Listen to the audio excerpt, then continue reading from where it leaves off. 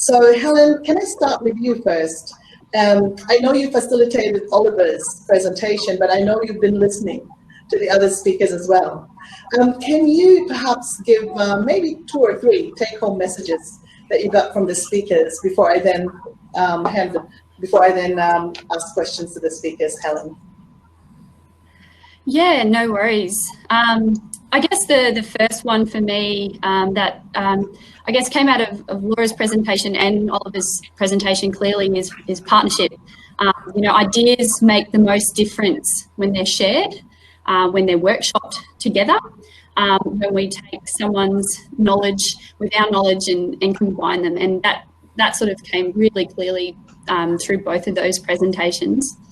And I guess my sort of second and third points more stem from Oliver's presentation, which I engaged with as a sort of facilitator. I guess I think Aboriginal culture and learning for me offers a really important way to reframe thinking. So for me, when I think about the natural elements of wind, fire, water, I think dust and droughts, bushfires and floods. And instead of seeing their natural power as something, you know, around sort of devastation, looking at it in a way that we can proactively use, learn and engage with that in a positive way for land management, you know, and ensuring river health. And it doesn't always have to be a response to things when things are out of control or a conversation that begins when things get out of control. And for someone like me that more works in I guess a community development space, when you reframe that thinking, it changes the way that you can talk in community about it. And it changes how you, I guess, work together. So instead of approaching our conversations on how we respond when things get out of control, to actively engage early to minimise environmental harm to rivers flowing through country, cultural heritage and the human impact, I think it opens up a much bigger conversation, a more productive conversation. And they're things that can happen at, you know, large organisation levels, small organisations. But if all parties are coming from that mindset, helping communities understand that sort of proactive mindset that's been embedded in thousands of years of knowledge collected from Aboriginal people, I think there'll be some clear, impactful outcomes, not only in supporting partnerships that you need to support environmental resilience and recovery, but potentially the broader community development and resilience outcomes too. Thank you, Helen. Helen is actually a colleague of ours. She's in the same building as us, different floor, works for TEES. And for that, we are very thankful that we are actually having these facilities here in TEES at the moment.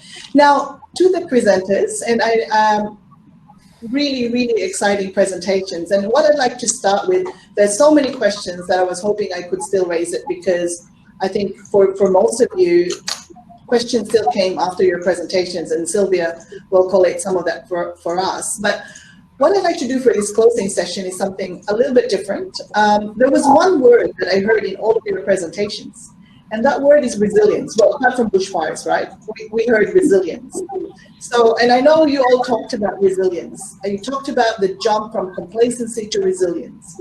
And what I'd like to do is maybe do a round robin and give about a minute each to talk about what does resilience mean to you from your personal perspective, which we heard from Isabel, or from your professional perspective where you sit, or from the group that you're associated with, for example, with Oliver from Plastics. So with that, maybe I'll start with Laura. Yeah, wonderful, thank you. I'm really excited by this question because a lot of the work that I've been doing, I've heard a lot of people, a lot of analogies around what resilience is. And I was actually watching a TV program the other day, and it was about World War II, and it was about the Willys Jeep. If you can just indulge me for a moment while we go on this journey. But they were talking about how to satisfy this American government contract in World War II. You know, these car makers needed to put forward designs for a vehicle that could do X, Y, and Z for the military. And Willys ended up winning it, but they couldn't actually build the vehicles. So they had to partner with Ford to actually get these vehicles over onto the theatres of war. And the jeeps needed to be able to convey soldiers from A to B and then transport injured soldiers. They needed to take ammo and guns. They needed to be sturdy because they weren't driving on roads necessarily. So they needed to have all of these functions to them. And if you think about a vehicle, there's the steering system, and then there's the drivetrain system, and there's so the vehicles have a whole heap of systems that need to function in order for the vehicle to actually work and do its job. So this is what comes down to resilience. It's about the complexity of how all of these different things need to be operating for resilience to actually occur. Another one I heard from Dwayne Honor at Bundaberg Regional Council, many people know Dwayne, is he would explain resilience like a trampoline, where all of the factors around resilience represent one of the springs around the trampoline, so that when a downward pressure occurs on the mat of the trampoline, all of those all of the springs in that to be able to lift the mat back up. And that's a really cool way of looking at it as well. It's not just about bouncing back. It's not just about withstanding. There are so many different things to unpack about what makes a community resilient, or what makes the environment resilient, or the economy resilient, and they're all interlinked. Thank you, Laura. Isabel, I might go to you in terms of, especially from your firsthand experience, and thank you once again for sharing that with us and opening it to us. It would be really good to hear from you what resilience means to you. And of course, sorry to interrupt, Isabel, and also to the WASH community, of course. Yeah, thanks. I think it's the resilience for me, I guess, building on what Laura was saying, there's a track where, for me, the resilience represents some of the things that were avoided and that didn't happen. And they are harder to capture and harder to speak to. And it is what we're seeing with the COVID-19 pandemic. So where some communities might have been more resilient through the actions that they've taken, some might say, well, why did we take those extreme measures, or why did we do that? For me, this is where I think we could sharpen that resilience understanding, just to focus on that aspect of it, because as Laura mentioned, it is multifaceted and complex. But I feel that knowing that we've actually, even in our personal experience, avoided any other serious injury, serious illness, real loss and suffering, for me, that speaks to the resilience that we're trying to build and to have. And that does come through the infrastructure, but it certainly comes through the behaviour as well. And I guess those were the points I was emphasising for the WASH community. Drinking water, sanitation and hygiene, they're so 101 and so fundamental, and yet they're not resilient yet, certainly not globally. And my experience was, not even in that Australian context are we as resilient as we could be. So I think that's where we can go in the future. Thank you, Isabel. And you did mention drinking water, water treatment. And with that, that's probably a cue for me to hand over to Stuart, our keynote speaker for today. Stuart, you talked about utilities, you talked about treatment, you talked about drinking water. How would you define resilience in those contexts? So I think very consistent with what we've just heard from the other speakers. From a water utility, drinking water supply perspective, I think resilience is all about how you cope when you step outside of your normal day-to-day operations. So we can supply safe drinking water 7 days a week, but how do we go when things are different, when it's not the usual circumstances and we're dealing with what we call hazardous events? And that terminology, hazardous events, I think is important, was introduced into the Australian Drinking Water Guidelines in the 2004 revision. Up until that point, we had drinking water guidelines, which were really just a set of water quality standards. And we said, if you meet those water quality standards, then by definition, you're providing safe drinking water, which is still what the Safe Drinking Water Act in the US says. It's all about meet these numbers, and that's good quality, that's safe drinking water. In Australia now, and in the World Health Organization guidelines, we think about it a bit differently. In Australia, we have the framework for the management of drinking water quality, which is the same as the use of water safety plans in the WHO drinking water guidelines, which have changed the definition of safe drinking water. Safe drinking water is now when you understand your catchment, you understand the things that could go wrong under bad circumstances, not the best circumstances, and you understand that you have measures in place, you have barriers in place to manage the water quality impacts that might occur. So that's resilience, and that's where we've moved in our thinking, I think, since 2004. And it's all about being able to deal with less than ideal circumstances, not just the normal everyday circumstances. That's spot on. Thank you very much, Stuart. And I still recall during the drought, when Southeast Queensland really had to expand the grid to look at alternative sources of water, because we really cannot just be dependent on one. And you mentioned the term flexibility, which I think is very powerful, flexibility and adaptation. Bill, I like that whole context that we are able to report back to the community and to the people who are managing our rivers and our waterways, or water supply for that matter. We are able to give back to them an easy to understand type of tool, such as a report card, that we could track the recovery of our systems. I would like to hand over to you to talk about resilience. You did have a very good definition there, Bill. And no, I'm not biased just because I'm part of that group, but that was a spot on. I think you mentioned the bouncing back context as well that Laura mentioned. Over to you, Bill. Yeah, I love the trampoline analogy. I've never heard that one before, but that's a great way to think of resilience. The thing that occurred to me in the series of talks was the importance of community. And it was Isabel that stimulated me when she went and knocked on her friend's door at 7 in the morning, that you were using neighbors and friends network to help you get through this harrowing experience. So clearly community is a big part of this. But then going back, Oliver talked about the cultural fires and the community aspects of managing the country, and Laura talked about communities and in the fire sheds and Stuart just was talking about the community value of public water supply. So to me, resilience is where you integrate those ecological, environmental factors with the social connections that people have with rivers.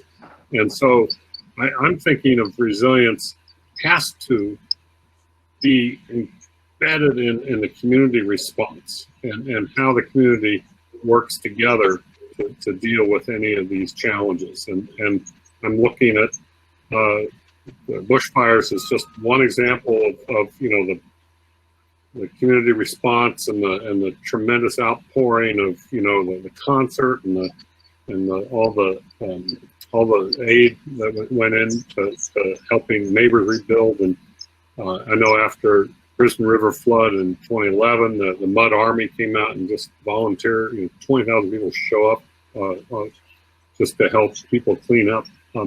That essence of community has got to be really key to that. And I think COVID's another example of when the community comes together, like it has in Australia, you get pretty good results. When the community doesn't come together, like now that I'm back in the United States, terrible results, just awful. When we don't have a community sense of common purpose, we fragment and the social fabric just disappears and terrible results. Tens of thousands of examples of bad results. So I think resilience has got to have the community component embedded in it, and if you just ignore that, then you miss the real boat of what's going on. Yes, thanks, Bill. And I know in your river journey diagram, and this is now going to Oliver, before I hand over to Oliver, it actually starts with the people actually having and respecting that cultural value of the rivers. And I think, Oliver, you mentioned it as reconnecting with the river, right? And I think I like that whole saying you had, which is about burning for our future. But I know these recommendations that you put forth, Oliver, are based on our connection with the landscape. Laura mentioned that too, that the landscape underpins all of these. And the role of our indigenous, the indigenous community is very critical, and learning from hundreds of years of experience. So Oliver, can I get you to talk about resilience from that context, please? Sure, I'll have a go at it. Thanks for the intro. So I guess for me, resilience is really about having access to like knowledge and resources to be able to like create that positive response to or adapt to change. And you can think about that in different ways. Like if it's, you know, me as an individual, you know, being able to, you know, have money in my wallet, have a car, call someone, you know, get access, like know, oh, the fire's coming over the hill, this is a safe place. Like it's having that, and whether that's some of these, you know, knowledge bases are, you know, sort of genetically embedded in us as species or other species. And some of the things we have to adapt to. And I like to think of our role in this world is to be on the edge of evolution so that we don't have to keep dealing with old questions, old problems that we've already, as a species or a civilization, and I have that. I see a lot of, you know, in the fire space, the river health space, a lot of things we know the solutions to, but as a community, collectively, we haven't taken on what that means. And I think that's one of the things that I think we've been able to do around this Culture of Fire sort of story is start people to understand that there are these intrinsic connections that we have with landscapes that other species have with us, and that we are a part of the landscape. And so, you know, there's these benign sort of natural forces. There's like a relationship between us and the elements around us, and we can actually participate. You know, fire is one of the first human tools that could shape the landscape, you know, and essentially now we have climate change because of it. And so we need to understand the role that we play. And we obviously think that, you know, fire belongs to the landscape, so you need to use fire in the right way. Otherwise you end up not just with you know, the fuel accumulation in the landscape, the dysfunction of the systems, and then climate change driving extreme weather. And then you have, you know, huge devastations, you know, of species and erosion and water catchment, you know, like smoke inhalation causing, there's all these flow-on impacts because as humans, we're not actually using our knowledge and the resources in the ways that we should be to support each other to actually live in functional cultural landscapes. So, yeah, that's really what I think we need to be thinking forward into. What is our role? Custodianship, you know, it's not just, you know, in Bungeline culture, all our ancestors go back to custodianship where they were totally dependent on the landscape, and they adapted, created mechanisms to be resilient to survive in that landscape in a way which didn't overrun it. And then over time, modernisation and colonisation and all those different mechanisms have taken that connection away.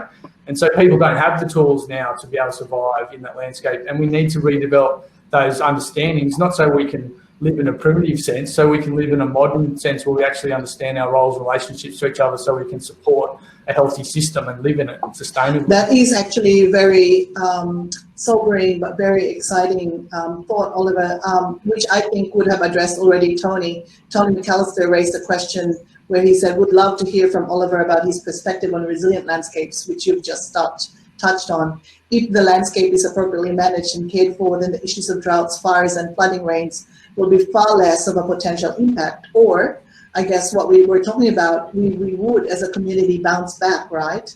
As you said, if we look after the landscape, if we establish that connection with the landscape, rather than consider it as of benefit to us, and then hopefully our landscape is able to bounce back. The other comment that we have here is, I like this, Nia Kana just said, likes the concept of trampoline. Laura raised that. It feels like, however, it feels like all springs are being pushed at the moment. Environment, social, economic systems are all under pressure. So Laura, what do you feel of that? How would you respond to that? I think that is 100% spot on, that observation. And it almost doesn't matter what the cause is. What we've got at the moment are situations where our communities, our environment, our economies, etc. We're living our lives at 100 k's an hour, just trying to get through the day and our day-to-day pressures. Whether we've got impacts of land clearing, like putting aside the natural hazards for a moment and just dealing with what happens on the everyday, whether it's land clearing and pressure on environmental systems, or whether we've got mental health issues in our communities, just trying to get through the day is absorbing people's capacity, so that when a natural hazard event occurs, it has the potential to widen what were cracks in our social fabric into massive chasms where people just can't come back from, where our environment just can't come back from. That's one of the fundamental challenges that we're facing at the moment. You know, and you know, from a community perspective, it could be mental health, or it could be that we've got our demographics are aging, or we've got a large vulnerable population for XYZ. So where we need to start reversing is not only thinking about resilience from the natural hazard perspective and what might actually happen when we do step out of our comfort zone. It's about, well, what's actually happening in our day-to-day that's causing stress, that means we don't actually have the capacity to deal with these things when they do happen. That's one of the fundamental challenges we've got right now. Thank you, Laura. That actually is spot on.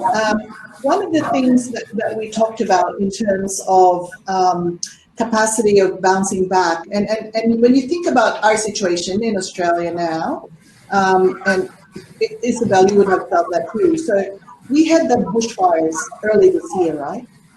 And then we had the pandemic, the COVID pandemic. Do you think people have forgotten?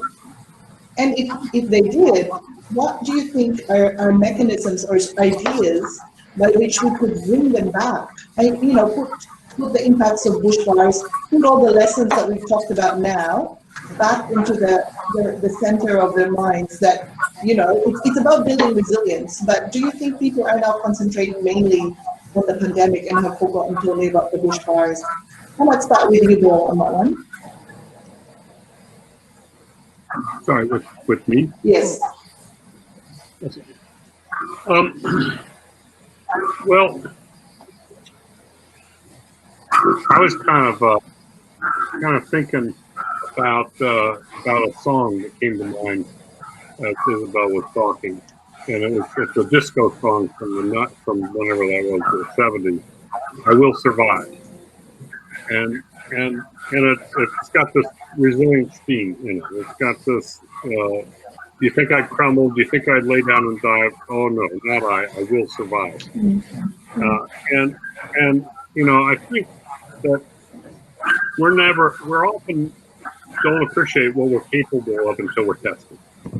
We kind of get by with you know the things that we surround ourselves with until we actually are forced to respond, and I think that these tests that are represented by these events give us a chance to really reach down and find out what we're capable of, and I don't remember the original question, except that that's what's been going through my head as we've been discussing this, is that this is a test. These are tests of our resolve, our ability to survive for, and this is where I think the Indigenous community can give us that longer perspective of surviving for tens of thousands of years in Australia, in a place of high variability and lack of predictability of water resources.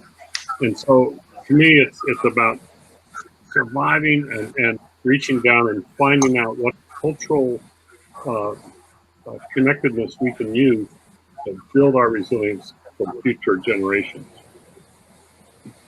Thank you, Bill. So I got the song going through my head. Sorry, I will have to go and look it up and play it again. Because Isabel stimulated me to think that, you know, At first, you were afraid, you were petrified, you kept thinking you could never live with bushfires alongside, but then you grew strong and you learned how to get along. So, Yes. Oliver, what do you think from your perspective? And I think we've heard during the bushfire crisis that there was actually our Indigenous elders actually appealing to the concept of firefighting as a profession and the learning that we could get from the Indigenous people in how we fight the fires. Do you think there was that concept was embraced? Bushfires has really raised a lot of awareness around cultural learning and I guess cultural knowledge around landscape management. It's not off the back of nothing. Like there's been a growing awareness for some time, but I think just the extreme fire events and that broader awareness that's been permeating for some time, we've seen it growing and growing. We're expecting this year to be a really big year for fire sticks without the bushfires happening, and then it's just been totally crazy because of them. So there is a lot of interest there, but transitioning that, I guess it's that putting that interest into actually the change that needs to happen is it's been quite challenging process. And I guess just to step back to that, it's this philosophical kind of difference where, you know, like I don't like the analogy that we fight fire because, you know, like for me it's about walking with fire, it's about understanding fire, power of fire, and what fire means to me as, you know, a person and as a community. Because a good analogy is, you know, like the first fire law teacher was lightning. You know, before people could make fire or control fire, lightning was wielding fire through the landscapes where we had vegetation and lightning strike to create fire in the landscape. And so all people learned from that, and the birds learned from that, and birds carry fire. So when someone's, you know, saying, "Oh, lightning's really bad, we like all these fires," I think it's pretty disrespectful to your elders to not understand what it's teaching you. And the fire event that we've seen this last summer, and even it started in winter. We had fires in August up here. The fires, you know, I thought it was Black Summer, but it was a whole, you know, it went for 6 months pretty much. So that idea that we don't understand the opportunity that we have right now, like we have law stories that teach us about this event, whether it was a prophecy or whether it was what happened in the past, that when people don't follow the fire law, then bad fires come and they burn indiscriminately and they do a lot of damage, you know. And with the sort of severity of these fires in a traditional context would have been massive, because whole clean estates like that where, you know, like thousands of people lived and survived are burnt to a crisp, and we've got no forward drives, fridges, you know, communicate. There's no that. You're gonna, you know, you're walking for days or weeks trying to find somewhere else that you can live for the next couple of years because there's no food there anymore, you know. So it's people just haven't really quite aligned themselves to the understanding that there's a big opportunity here, and some people see it, but we need a lot more people to understand that, you know, these combination of so many factors, you know, like the whole world is at a potential wake-up point where it can make some changes if people understand what those changes can be. So we're just hoping that people will start to connect and share and understand the opportunity that we have. And this is what fire law has taught me. Thank you, Oliver. And you've actually just reinforced what Robin said, that, you know, the will to adapt and become resilient is there in communities. We are hitting some brick walls in some sectors, as Robin has pointed out. I guess the question we have, and the question I posed before, is how do we reinvigorate that whole vision of working together now to really recover from the event that started, you know, that was already in our backyards from Isabel's perspective, even before COVID, and how do we build that resilience? So Isabel, if I may, I would like to ask your perspective in, you know, you talked about complacency and how do you think, what are strategies by which we could still put this in everybody's minds, how important it is for us to actually help the community, help our rivers recover from that devastating events in January?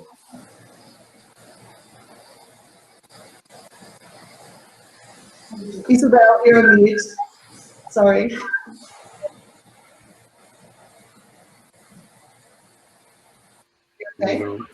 Can't hear you. I think you're on mute. Let me do this again. Let me see if I could do this.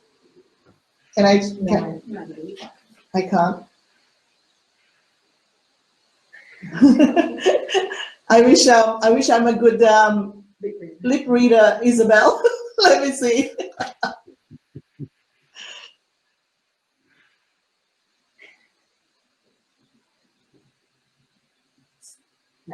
No, I think we can't hear you.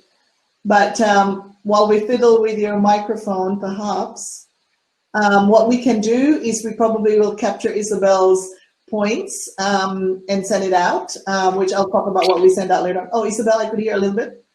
Can you come on now? No, that's okay. I might throw this question to Helen, if that's okay, Helen. When you think about, from your perspective and as well in an industry sector, how do you think can we put this agenda back to, up the top, or if not up the top, on par with, coping with the pandemic? Yeah, I think I really like Bill's point where he just talked about community being central to all of this. And if the community is starting the conversation, industry, government, organisations, they listen. So where you are in a community and you have this knowledge, this is the time to share.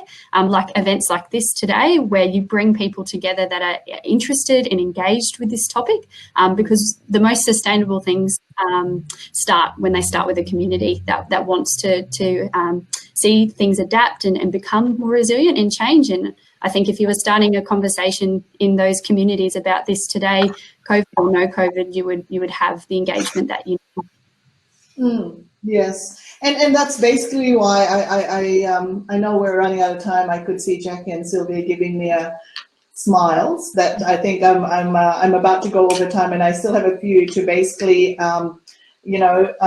logistics things that I have to raise with the people who are here now. Let me just maybe start with thanking you all, not just for this session. This session is really amazing to facilitate, but for your respective talks, your respective perspective, for giving us your time, really. When we envisioned, together with our partner, Charles Sturt University, to have this was originally going to be a face-to-face. But of course, with COVID, we had to adapt. We make it virtual as we are now. We hope that during the anniversary of the bushfires in January, we could have a face-to-face. We would be ready by then. We will wait and see on that one. But we would like, the reason why we put this now is we'd like to, put this front and center. The experiences that you've shared with us today need to live on. We need to learn from that. I like Bill's point. What did Bill say? And what is it, Bill? Use the words.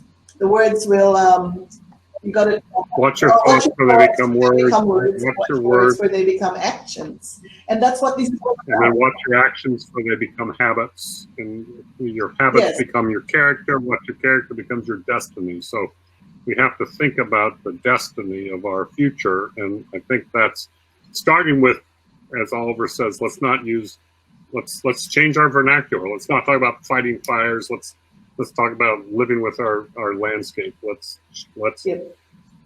change the way we talk about how we are dealing with it. Yep, and that's what we're doing with the pandemic, and that's what we do with all these challenges that we are facing now. So this part will have two parts, right? So this session will have two parts. The first part is mainly what we call as a rolling synthesis, really synthesizing what has been discussed today. But we also would like to incorporate what yesterday was all about, which is mainly the human dimension. So maybe what I'll do is I'll start with, Jack, if you could share the conceptual diagram that we started, and I'll get Jack to talk briefly about the context of that conceptual diagram, and use that as a basis of a reaction from each of you, both presenters and facilitators. So Louise, you're not off the hook here, and Katie too, when Katie comes on board. Katie has told me that she can hear and see us, but her video sharing capabilities is not functioning. All right. I'd like to welcome Bill. Bill, meet the speakers and the facilitators for today. And I've also included Jackie. Jackie's actually played a major part in organizing this first ever River Dialogue, and for that I'm very grateful, Jack. Welcome to Graham. So Bill, I've started with explaining to the group that we have two parts of this session. The first part is about the rolling synthesis, and we're going to use the conceptual diagram as a basis for that. And then, Bill, if you could say maybe one or two sentences at the end after each of the speaker and facilitator, each of the speakers and facilitators will say something in relation to your presentation, of course. And then the second part is basically the closing. And I think Bill has a nice surprise for us for the closing, right, Bill? All right, Jack, I'll hand over to you to share the conceptual diagram, Jack. Yeah, sure. Let me just try and get this to work. Okay, can everyone see that? Nope. Oh, it's got now for those. That's it. Okay, so you should be able to click. I think you can like double click on that particular picture, and it will enlarge it for you, so you can see it in full size rather than seeing it in a little picture window.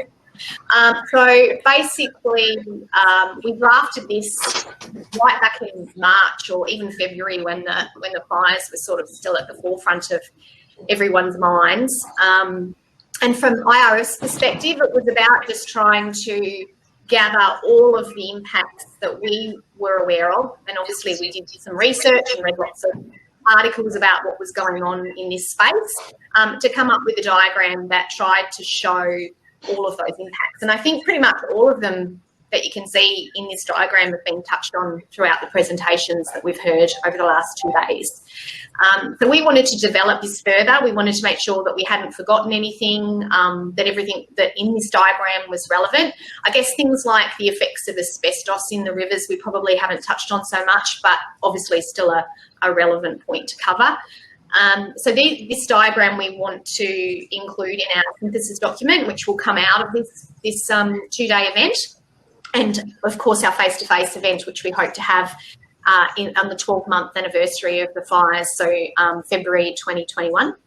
And it will become a focus point and a talking point for everyone who's working in this space. So, Eva, I guess, do we want some feedback from the presenters on this? How would you like to? Yeah, so what I'd like to do is give perhaps each of you presenters and facilitators a minute to talk to the diagram and highlight. I know it's one of the things that we've put in front of you now, but Jackie has indicated we've incorporated most of what you talked about are incorporated there in one diagram, but we will modify, refine as we go and send it out to the broader group too who are listening to us now. So, and then Bill will give us that. Sorry, Bill.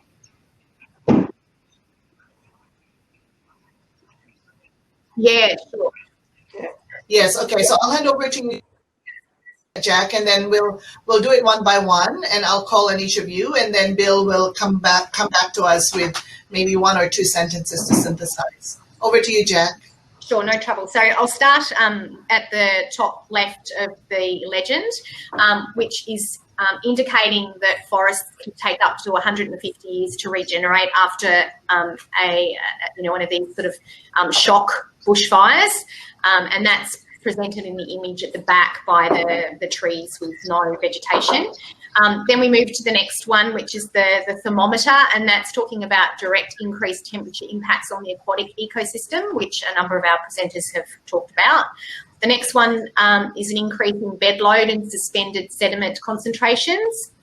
The next one to the right, which is indicated by the cloud, is talking about deposition into rivers during rain events. Then we've got the image of the vegetation on fire, which is the loss of riparian vegetation and wildlife impacts on food chains and critical habitats. Then we move to the impacts on fish, so increased nutrients leads to eutrophication and loss of oxygen available to animals. Then we move to the picture of the tractor, which is the rain on fire affected agricultural land, which results in increased erosion. Then we talk about the intense rainfall triggers of extreme flooding, including the impacts of things like erosion and landslides. Now my screen is actually covering this, so it's hard for me to read. Eva, I don't know if you can read the bottom 2 on the left. Can you read those? The one with the I think it's about metals and toxins getting into the waterways, so increased metals and toxins. And then the next one is about impacts right out to the coast due to sediments, nutrients and toxins. Then we've got increase in soil water repellency, leading to greater runoff and increased flooding potential. And then we've got impacts on water treatment, so including treatment costs for drinking water. I think that pretty much covers everything. Thank you, Jack. And with that, I'm just posting on chat, telling the broader group out there, please, pipe in via the chat button. But with that, I might start with Roz. I might hand over to you, Roz, and give us your feedback. Over to you, Roz. Thank you. Look, I think it's a really good summary of the local scale impacts. But perhaps the thing that we're missing here is what's really different about megafires. And what's different about megafires is the spatial scale. And what's different about modern megafires is the temporal scale, so the time between megafires. So a fire like this and impacts like this don't matter too much if they're happening in a landscape which is reasonably intact. Animals will move back from elsewhere, water chemistry effects will get washed out, But when these are happening at whole of landscape scales and at high repeat intervals, that's when we're seeing really negative environmental effects. So I like this as a representation of the local scale, but I want to sort of imagine a grid across the landscape. And traditionally fires perhaps influencing 100 grids. Now them influencing 100 cells, whole of catchments, and particularly focused into areas where we have high values of the headwaters. So they've already been fragmented, then all of your headwaters are burning at once.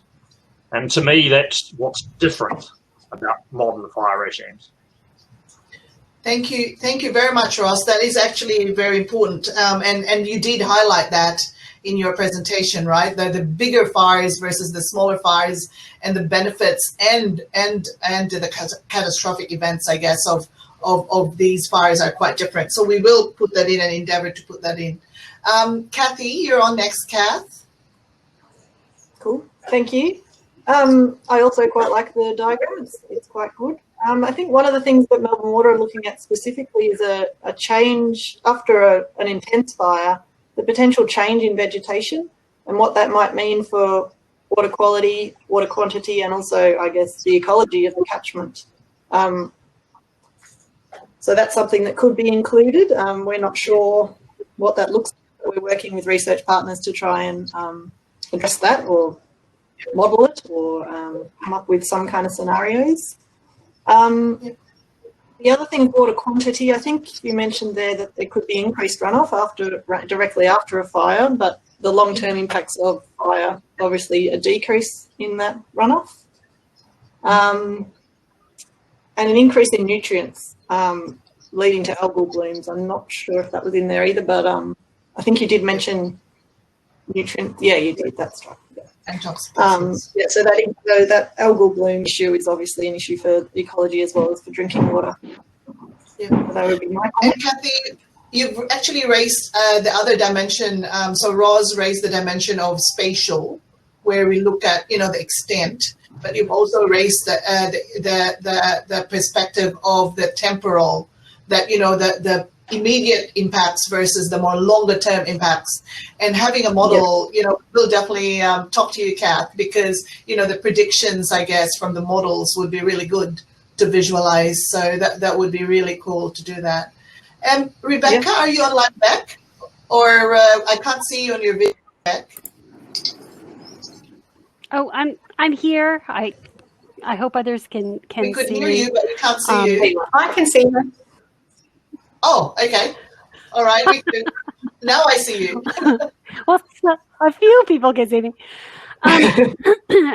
So a few things. I think Ross and Kathy both make really important points about the extent of a figure like this. I think Ross's presentation and focusing on that catchment scale approach to management and the effect of fire is a really important piece to bring in here. as is the fact that fire burns at different intensities in different locations. So having variable intensities of fire in the landscape, Luke did an amazing job demonstrating at and we saw some other pictures that weren't quite as intense as that. So variable burn across the landscape, I think it would be nice to try to capture in something like this. And also thinking about Kathy's work with the hydrodynamic models focusing on lakes. There's a lot of different types of freshwater environments, and the potential effect of fire in each of them is a bit different. Going from very small streams in the headwater areas that are, covered with vegetation to larger main stem areas that are broader down into lake environments and estuaries. So the potential effect of fire and the sediment flux that comes from it is different depending on where you are. This is something that is quite different about river systems and water. You can have a fire in the headwaters that's going to affect the estuary. That pulse of sediment moves beyond the extent of the fire. So being able to capture some of those dynamic relationships, because, water creates its own corridor. But that's really, a lot of that is getting to that broader extent that Ross talked about. Yeah. And so those would be my suggestions. That's spot on, Beck. And in fact, I think there's an attempt there to talk about the extent and even impacts down the coast, right? Because, rivers do flow into the coasts and then the implications for that too. So you're really looking at headwater and then down to the receiving water end as well, where the hydrodynamic model would be fantastic. And I know some of our modeler colleagues out there who are listening, we do need the models, calibrated, validated models, but visualized as well. With that, can I hand over to Gavin? Yeah, great diagram, and other folk have actually commented on a couple of things that I was going to mention, but yeah, particularly with the I guess from where we've been coming from, with the importance of something like Hume, which is right up the top of the catchment, the potential nutrient loads that can be going into there could, if once we've got some kind of understanding about it, is they have the capacity to generate algal blooms, which could theoretically affect 2,000 kilometres of river. And so that's an important thing to capture. Most of the other comments have been picked up, but the only other thing that I had wondered is if you've got fires at other parts of the landscape. So we've concentrated on the fires that were up more in the high country, but we do have, for example, across the landscape wetlands, and I think it was almost sort of pointed out there, but with wetlands, for example, so you have another aquatic environment that will be affected, could be affected, and burn regimes across those, if they're a bit more intense, can have a major ecological effect. So it's just another, I guess, patch of the landscape.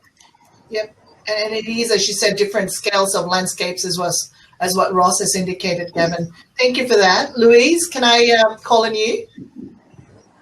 So Louise, I've got to give you a little bit of limelight here. Louise was not able to give a presentation, but he facilitated most of the sessions today, and Louise worked very closely with Jackie and Katie to make this all happen. So Louise, I'll hand over to you. Thank you a lot, Eva. It's great to see the diagram, and I think some of these visual materials are very important to elicit interpretation and facilitate understanding of a few problems. And lots of ideas around this diagram have been already discussed, and I think one of the key messages is indeed the need for integrated catchment management. This is one thing we always discuss, not only in terms of managing for fire effects, but also for other management actions as well, for conservation or for mitigation of other impacts. And looking at the diagram, like the point that Becky made about the incorporating the diversity of haptotypes it's important when we're talking about waterways. But I see that we are adding, or we are talking, when we see all these different components of the diagram, we are talking about different components that can potentially be incorporated to it, which basically forms the concept of sustainability. So we will have social components, as we saw in the talks from yesterday, economic components, as we saw from a few talks from today, and environmental components being affected differently at this different landscape that is being shown in the diagram. So this leads us, I think, incorporating that into a visual image as well, leads us to the discussion of trade-offs. So we see the diagram, and we see that some of the actions and impacts that we can clearly see from the figure, some of them we can address, some of them we can't. So what are the trade-offs? So what to do, when to do, and how to do. I think this is the main discussion that we should take from a conceptual diagram as that one as well, because one of the things that we need to be more strategic and reinforce a bit more in this type of discussion is how this can lead to the development of policies, which is, I think, it's the main point lacking. Yep. Louise, you've just literally, I think you're just about to just put a theme for our face-to-face, right? That's a good point. Really around trade-offs and, converting our recommendations from an economic perspective. I would like to get Graham to talk to us. I know, Graham, we talked about integrated catchment management and resilience. So over to you, Graham. Well, I think one of the key issues is actually to think about bushfires and catchment management in the context that when major events occur, they don't occur in isolation. So you don't just have a disaster of bushfire.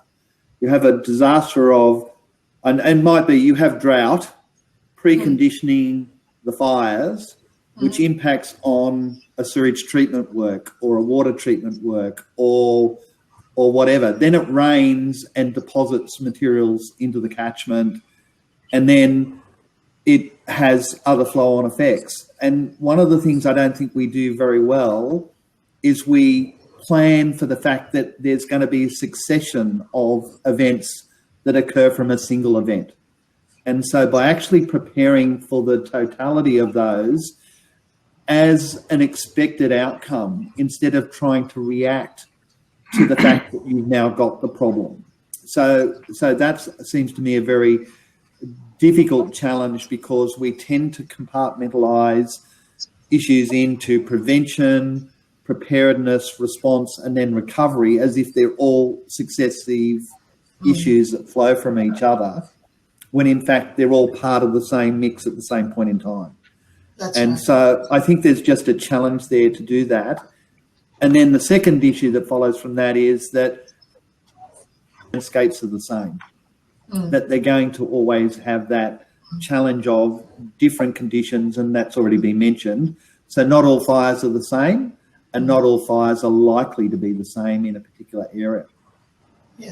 Yes, spot on. And I think Aaron, in the commentary, did mention the context of cumulative effects, right? Which you said, Graham, that to some extent we made the conceptual model quite simple, that we actually don't show the other bits of the landscape, the other bits of the pressures that we actually see.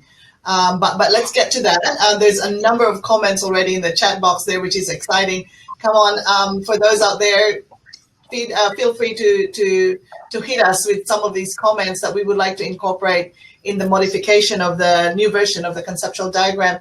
Luke, you gave a very amazing presentation in the end, and that was a first-hand too. Like Isabel yesterday, this was a first-hand experience from you. And when you were holding if that was you holding the fish in your hands, that you said it's not much, but I said, oh my God, it's not much.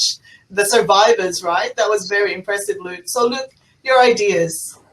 Yeah, certainly. I think a couple of things from my perspective. One particularly was highlighted well by Rebecca this morning is the connectivity. The diagram at the moment insinuates connectivity throughout the system, I guess, but unfortunately we all know that's not the case, and there's obviously lots of barriers to fish movement throughout the system, and I think that needs to be highlighted somewhere within the diagram, particularly given that we potentially will see localized extinctions from these events, and they won't be able to recolonize unless we provide fish passage through some of those barriers. And I guess the other one for me kind of relates to the increase in bed load and suspended sediment, but it's not really covered by that one, is that I guess the smothering of habitat, be that woody debris, macrophytes, cobble, or bedrock, or whatever it be for whatever species you're referring to. But there will potentially be